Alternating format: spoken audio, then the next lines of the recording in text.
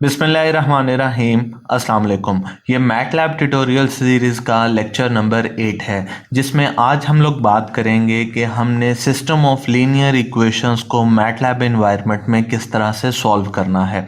तो उसके लिए हम लोग देखते हैं कि सबसे पहले सिस्टम ऑफ लीनियर इक्वेशन होता क्या है। सिस्टम ऑफ लीनियर इक्वेशन बुनियादी तौर पर एक या एक से ज़्यादा लीनियर इक्वेशंस जो कि इकट्ठी लिखी जाती हैं और वो तमाम की तमाम किसी एक सेम सेट ऑफ वेरिएबल्स के ऊपर मुश्तमिल होती हैं। तो सिस्टम ऑफ लीनियर इक्वेशन की एक जेनेरिक फॉर्म है जो कि हमारे पास आपको नज़र आ रही है, जो कि है a11x1 प्लस a12x2।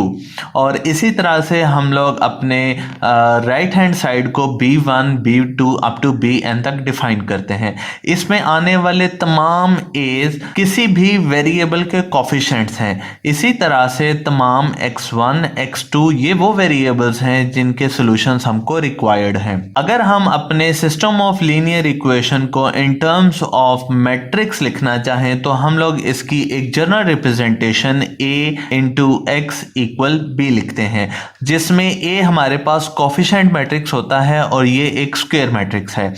इसी तरह से x वेक्टर है जो कि तमाम वेरिएबल्स को होल्ड करेगा और b भी इसी तरह से एक वेक्टर है जो कि b1 अप टू bn पर मुश्तमिल होगा। अब हम लोग बात करते हैं कि मैटलैब में हम सिस्टम ऑफ लीनियर इक्वेशंस को किस तरह से सॉल्व कर सकते हैं। तो इसको सॉल्व करने के लिए हमारे पास एक कमांड मौजूद है जो कि बिल्ट इन है, जिसको हम LIN सॉल्व बोलते हैं। इसको लिखने का तरीका यह है कि आप जिस वेरिएबल को, चाहे वो x हैं या चाहे वो कुछ और सेट ऑफ वेरिएबल हैं, आप उनसे उनको रिप्रेजेंट करते हैं। लेट्स से हम लोग यहाँ पर x लिख देते हैं, तो x is equal to line solve a and b। a हमारे पास कोफिशिएंट मैट्रिक्स और b हमारे पास राइट हैंड साइड होगा, जिसके बारे में हम लोग पहले बात कर चुके हैं। अब बात करते हैं कि अगर हमारे पास लाइन सॉल्व को यूज करना है, ऑब्वियस केस है कि अगर हमारे पास a मैट्रिक्स स्क्वायर हो, लाइन सॉल्व यूज करेगा LU फैक्टराइजेशन विद पार्शियल पाइवटिंग। इसके अलावा अगर किसी तरह का भी a मैट्रिक्स आ जाए तो लाइन सॉल्व यूज करेगा QR फैक्टराइजेशन को और उसमें वो कॉलम पाइवटिंग पे चलेगा। इसके बाद हम लोग देखते हैं कि इसकी लिमिटेशंस क्या है। तो लाइन सॉल्व आपको वार्निंग एक दे देगा कि अगर आपका ए मैट्रिक्स इल कंडीशनड है या उसमें रैंक की डेफिशिएंसी आ रही है, यानी कि वो रेक्टेंगुलर मैट्रिक्स है। इसके अलावा हम लोग सिस्टम ऑफ लीनियर इक्वेशंस को सिंपली सॉल्व की कमांड के जरिए भी सॉल्व कर सकते हैं। अब हम लोग आते हैं मैटलैब के एनवायरनमेंट में और यहां पर आकर देखते हैं कि हम लोग अपने सिस्टम ऑफ लीनियर इक्वेशंस को पहले डिफाइन कैसे करेंगे और उसके बाद उसको सॉल्व कैसे करेंगे। यहां पर मैं अपने कुछ वेरिएबल सिंबॉलिकली डिफाइन कर लेता हूं। मिसाल के तौर पर SYMS और X Y एंड Z। तो ये मैंने तीन अपने सिंबॉलिक वेरिएबल्स डिफाइन कर लिए। अब मैं यहाँ पर अपने इक्वेशंस को डिफाइन करता हूँ। तो उसके लिए मैं यहाँ पर इक्वेशन 1, 2 और 3 अपनी आसानी के लिए मैं उनको EQN एक वेरिएबल में सेव कर देता हूँ और इसके लिए मैं लिखता हूँ EQN equals 2 into x plus y plus z। और अब मैंने इस इक्वेशन को कुछ असाइन करना है जो कि एक b1 होगा। तो उसके लिए मैं असाइनमेंट ऑपरेटर यानी कि डबल इक्वल्स का इस्तेमाल करूंगा और उसके राइट साइड पे मैं 3 लिख देता हूं जो कि मेरा b1 होगा।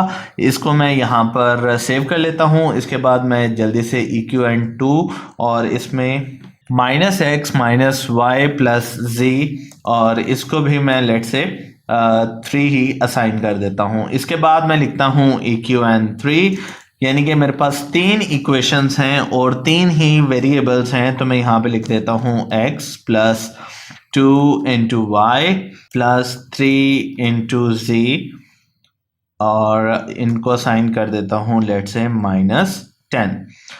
अब ये इक्वेशंस हैं, इनको जैसे मैंने डिफाइन किया है। अब इनके बाद हम लोग जाते हैं कि अगर हम इन इक्वेशंस को in terms of matrices define करना चाहें तो उसके लिए हम लोग क्या करेंगे।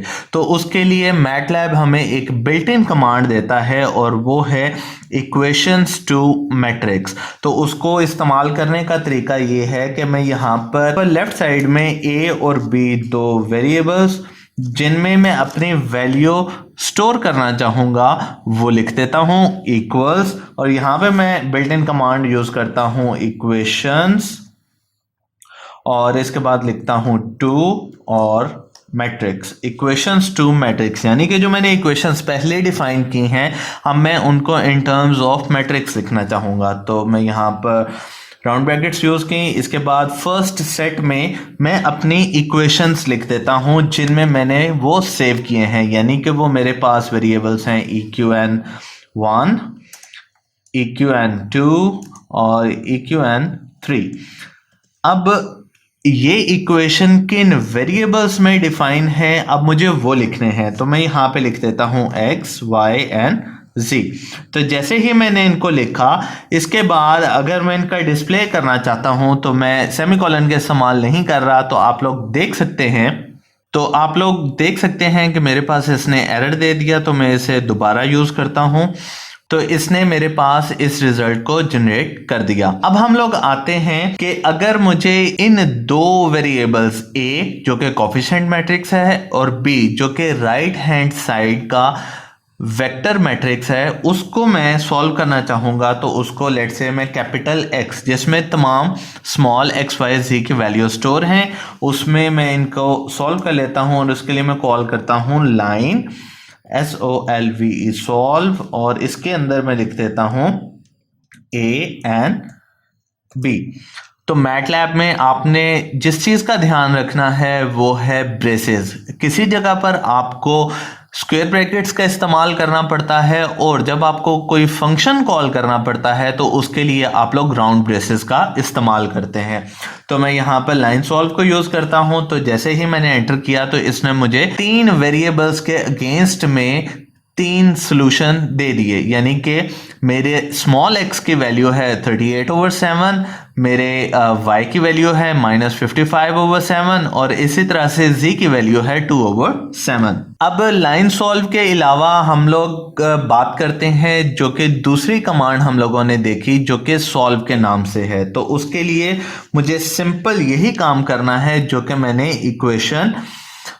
इक्वेशंस टू मैट्रिक्स में किया। तो उसके लिए मैं यहाँ पर सॉल्व की कमांड लिखता हूँ और उसके लिए मैं यहाँ पर सोल्यूशन लेट से SOL के साथ मैं इसको सेव कर लेता हूँ और मैं यहाँ पे लिख लेता हूँ सॉल्व, और इसके बाद मैं यहाँ पर इनको कॉल कर लेता हूँ eqn1, eqn2 और eqn3, और इसी तरह से अकॉर्डिंगली इनके जो वेरिएबल्स हैं मैं उनको भी कॉल कर लेता हूं।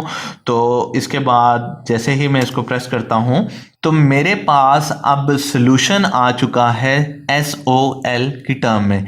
लेकिन यहाँ पर एक बात समझने की है और वो ये है कि सॉल्यूशन में अब हमारे पास जो रिजल्ट सेव हुए हैं वो इन टर्म्स ऑफ स्ट्रक्चर आए हैं, यानी कि जो हमारा सॉल्व का एल्गोरिदम है वो आंसर जब भी जनरेट करेगा वो स्ट्रक्चर की फॉर्म में करेगा। इस चीज़ को आप लोग देख सकते हैं कि अगर आप अपने वर्क स्पेस में देखें तो सॉल्यूशन का जो वैल्यू या उसका डाटा टाइप है वो स्ट्रक्चर है। अब हमें क्या मालूम कि इस स्ट्रक्चर में जो वैल्यूज आ रही हैं वो किस तरह से आ रही हैं। तो आप लोगों के पास यहाँ पर उसने स्ट्रक्चर की डिटेल्स भी दी हैं, यानी कि स्ट्रक्चर विद फील्ड्स में वहाँ पर आप देखें तो x 1x1 का एक सिंबल है, इसी तरह से y और z भी आपके पास मौजूद हैं। तो अगर यहाँ पर स्ट्रक्चर की किसी एक वैल्यू को एक्सेस करना हो तो हम लोग लिखेंगे SOL डॉट ऑपरेटर का इस्तेमाल करेंगे। ये डॉट ऑपरेटर डॉट प्रोडक्ट या किसी और तरह की मल्टीप्लिकेशन का साइन नहीं है, ये बेसिकली स्ट्रक्चर के एलिमेंट को एक्सेस करने के लिए बनाया गया है। तो sol डॉट x करता हूं तो अब ये मुझे फर्स्ट वैल्यू जो कि आप लोग लाइन सॉल्व में भी देख चुके हैं, उसने मुझे यहाँ पर इसने जनरेट कर दिया। इसी तरह से अगर मैं sol.y करता हूँ तो ये मुझे y की वैल्यू दे देगा। इसी तरह से sol.z करता हूँ तो ये मुझे z की वैल्यू भी दे देगा। अगर आप लोग इन दोनों में से किसी भी एक मेथड को यूज करने में कंफर्टेबल हैं तो आप लोग इसे आसानी से कर सकते हैं। लेकिन एक चीज जो कि हमारे सारे प्रोग्राम को एफिशिएंट बना देगी वो है अगर हम सिस्टम ऑफ लीनियर इक्वेशंस को मैन्युअली मैट्रिसेस में ट्रांसफॉर्म कर दें और उसके बाद हम यहाँ पर जस्ट अपनी मैट्रिक्स को इनपुट करें तो उससे हमारे कोड या उससे हमारे प्रोग्राम की एफिशिएंसी बढ़ जाएगी। यानी कि उसके लिए हमें फिर इक्वेशंस टू लाइन जो कि हम लोगों ने ऊपर इस्तेमाल किया था उसका इस्तेमाल नहीं करना पड़ेगा। लेकिन अगर आपके पास इक्वेशंस ज़्यादा हैं और आप कोफिशिएंट्स को उनमें से रिट्रीव नहीं कर सकते तो आप लोग चाहे इसका इस्तेमाल करें। तो ये था आज का लेक्चर जिसमें हम लोगों ने सिस्टम ऑफ लीनियर इक्वेशंस का सॉल्यूशन निकालना सीखा। इंशाल्लाह हम लोग नेक्स्ट लेक्चर में और बहुत कुछ सीखेंगे। उम्मीद है आप लोगों को ये लेक्चर अच्छा लगा होगा। Thank you so much.